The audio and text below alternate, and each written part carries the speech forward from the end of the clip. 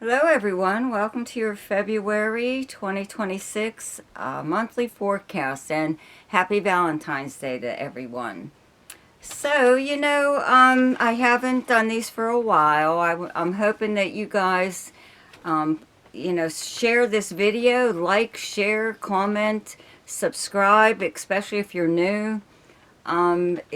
I need to get my videos more in circulation. There, I just wasn't getting enough views, so it really wasn't worth me doing them. I will always still do the shorts, but we'll see how the monthlies go. Okay, but anyway, so the month actually starts off with a full moon in Leo. Okay, on the 1st. Then on the 3rd, Uranus turns direct. It's still in Taurus. Turns direct. It's finishing its transit in Taurus and moving into Gemini in April. I believe it's April 27th. Anyway, on the 6th, Mercury moves into Pisces. Up until that point, it is still in Aquarius. On the 10th, Venus moves into Pisces, and again, up until that point, it's still in Aquarius.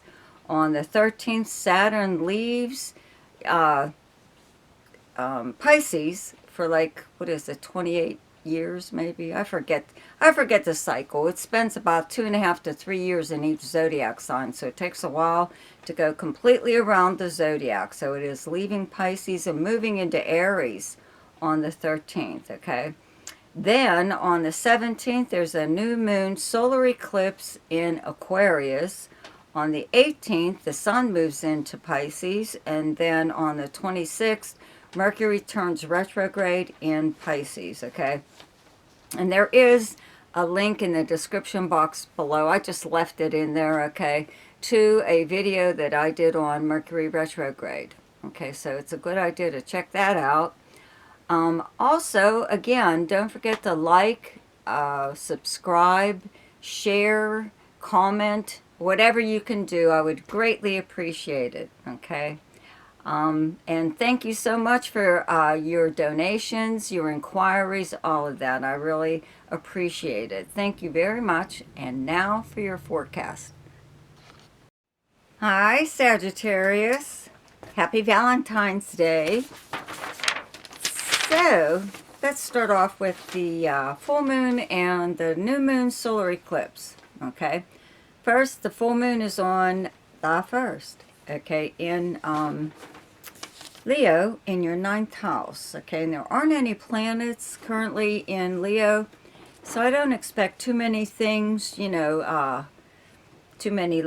impactful kind of things happening around this full moon. Your 9th house, you're the natural ruler of the 9th house, actually, but full moons exist to bring an issue or a problem or whatever to the surface so it can be discussed and then done away with. So this could be regarding anything. This is the house of legal matters, higher learning, media and publishing, anyone from a completely different background than yours, your philosophy on life, your spiritual beliefs, foreign countries, people, languages, foreign travel, and the house of adventure. So there could just be some kind of, first of all, okay, the new moon solar eclipse on the 17th is in Aquarius in your 3rd house. It's directly across from this 9th house, right? These are both travel and communication houses, and the 9th house is long distance travel and communication. 3rd house is short distance travel and local, mostly local communications, okay?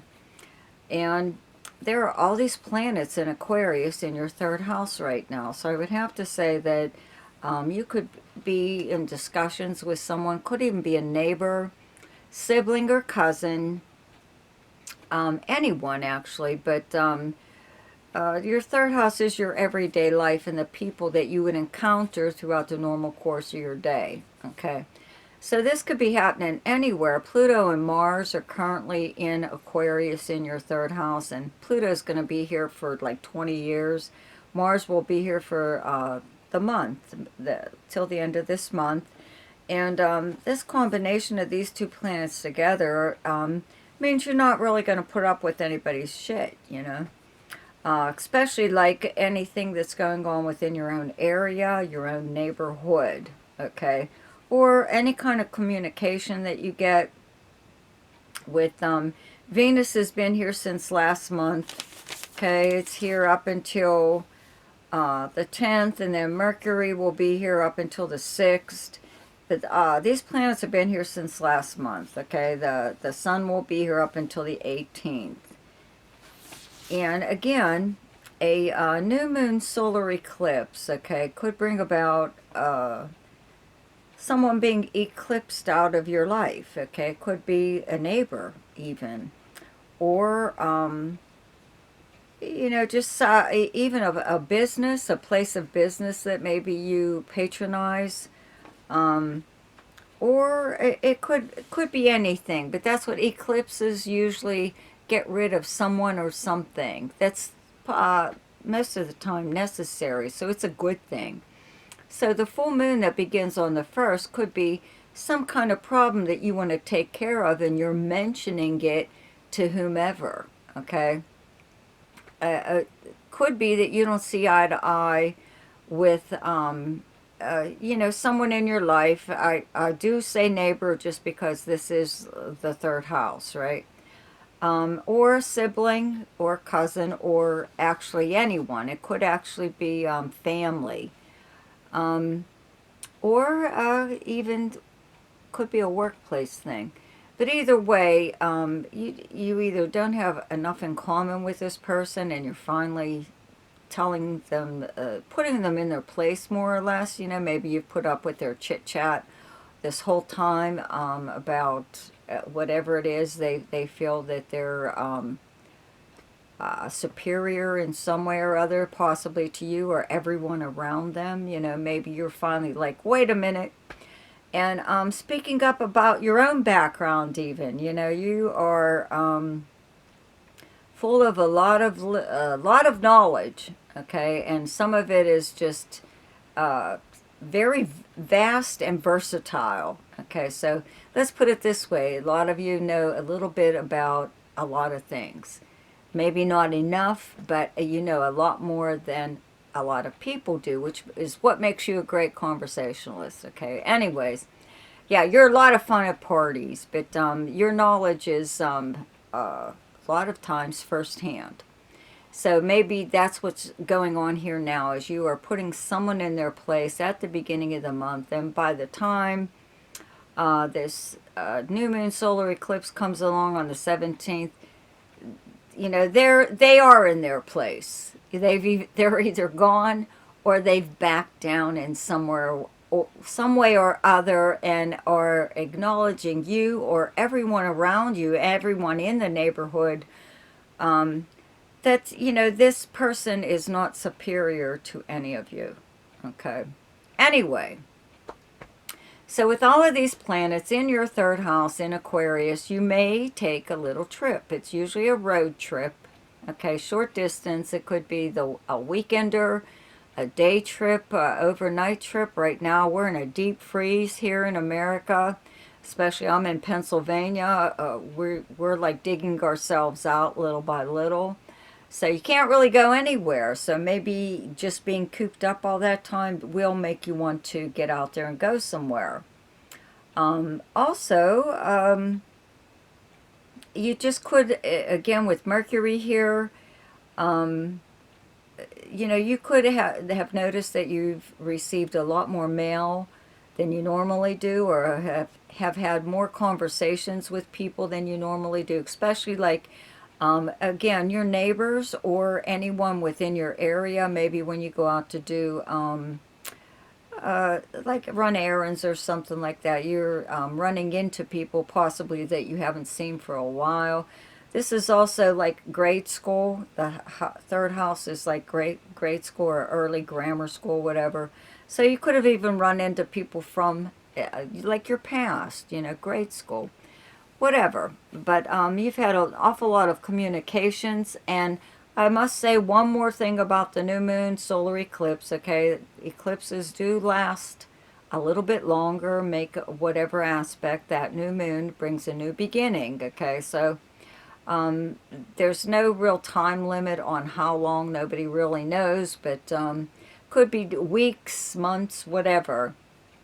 You could get some kind of like major communication on this day that is really special in some way or other. It could actually give you the opportunity to move forward on some kind of plans that you had. Maybe you were waiting on news, or you just weren't able to do something because you either didn't have the right information, or you needed some kind of okay from someone.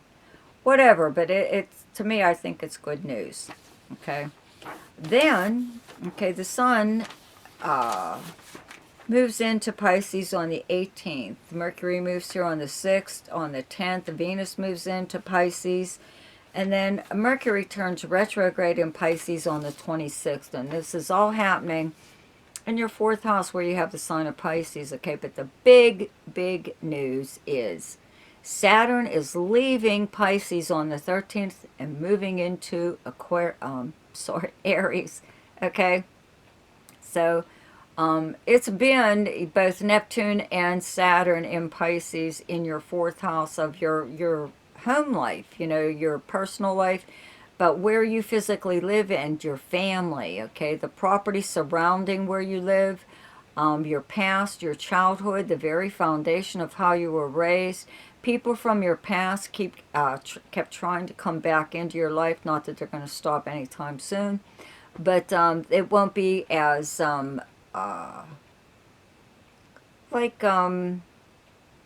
prominent. Excuse me. It's almost like every time you turned around, you were hearing about so and so or this or that or whatever, and that like you didn't even really care, but you just like couldn't get away from them. Okay, well, now it won't be so up in your face. Excuse me. Then I am gonna do this. Okay, excuse me, you guys, for the coughing spell, but I have allergies plus like a little tickle in my throat that just doesn't want to go away. So sorry about that. But anyways, okay, so you have all these planets in Pisces in your 4th house. So if you were having any problems within your home, a lot of times when Saturn was here especially, appliances would break down or something would break down, okay?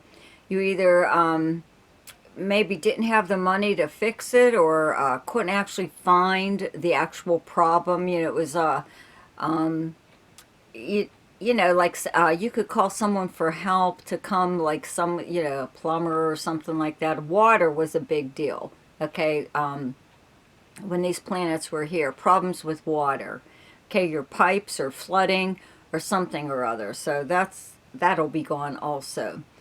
But, somebody would come to fix one thing and it would be something very minor, but they would possibly find something somewhere else. It was like never-ending kind of thing where you were like, what next? Okay, so that's all gone. And with Saturn moving into your 5th house, this is the house of creativity. Neptune is already here. I believe these planets are going to do really, really well here for you, okay? That book you're supposed to be writing, or that script you're supposed to be writing, or you've been working on tweaking this or that, whatever it is, okay? You're going to finally do it when Saturn like moves into your 5th house and is fully in there. I believe it's really going to make you stick with a creative project that you keep picking up, putting down, picking up, putting down. Maybe never even starting it, but you will. Okay. Anyway, again, I might do a video on Saturn in Aries or Neptune in Aries, or I don't know. Uranus in Taurus, another thing that I have to mention.